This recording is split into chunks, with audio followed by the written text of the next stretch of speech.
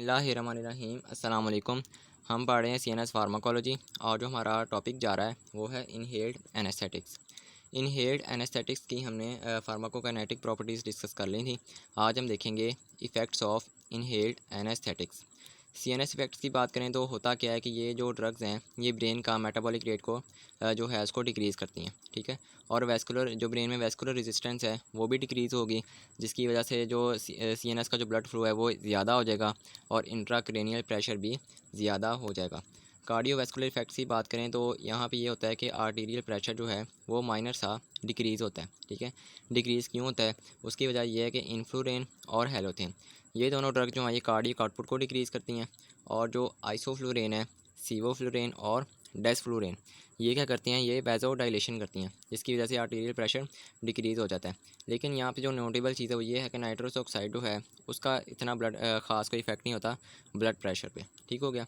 क्योंकि अब blood pressure decrease हो ही रहा है तो क्या होगा कि जो लीवर और किडनीज़ का जो ब्लड फ्लो है वो भी डिक्रीज़ हो जाएगा। रेस्पिरेटरी इफेक्ट्स में आए तो यहाँ पे क्या होता है कि रेस्पिरेशन का जो रेट है, जो रेस्पिरेटरी रेट है वो तो इंक्रीज़ होता है, लेकिन टाइडल वॉल्यूम डिक्रीज़ होता है, ठीक हो गया। यहाँ पे फिर वही बात आ जाती है कि जो नाइट्रस ऑक्साइड है उसका रेस्पिरेशन भी कोई ख़ास इफेक्ट नहीं होता, ठीक हो गया। तो ये 3-4 इफ़ेक्ट्स हैं जो आपने याद रखने हैं। टॉक्सिक इफ़ेक्ट्स में आए तो यहाँ पे मल्टीपल साइड इफ़ेक्ट्स के आते हैं। जो हेलोथेन है इसके जो मेटाबोलाइट हैं वो हेपेटाइटिस कॉज करते हैं, ठीक है। हेलोथेन हेपेटाइटिस कॉज करती है। लेकिन जो एनफ्लुरेन है और सीवोफ्लुरेन है इनका जब मेटाबॉलिज्म होता है तो फ्लोराइड रिलीज़ होता है, ठीक है। फ्लूरेन आ रहा है ना लास्ट में, तो फ्लोराइड रिलीज़ होता है, वो क्या करता है, रीनल इनसफिशेंसी कॉज करता है। लेकिन जो नाइट्रस ऑक्साइड है उसका थोड़ा सा डिफरेंट है, वो मेगालोब्लास्टिक एनीमिया कॉज करती है। नाइट्रस ऑक्साइड करती है क्या, ये मेथियोनिन सिंथेज की एक्टिविटी को डिक्रीज़ करेगी, उसको इनहिबिट करेगी, जिसकी वजह से मेगालोब्लास्टिक एनीमिया हो जाएगा, और ये आपका MCQs भी है। लास्ट में आप देखें जो इन सारी ड्रग्स का एक इंपॉर्टेंट साइड इफेक्ट है वो है मेलिग्नेंट हाइपरथर्मिया। मेलिग्नेंट हाइपरथर्मिया में थोड़ी सी बातें मैं आपको बताता हूँ।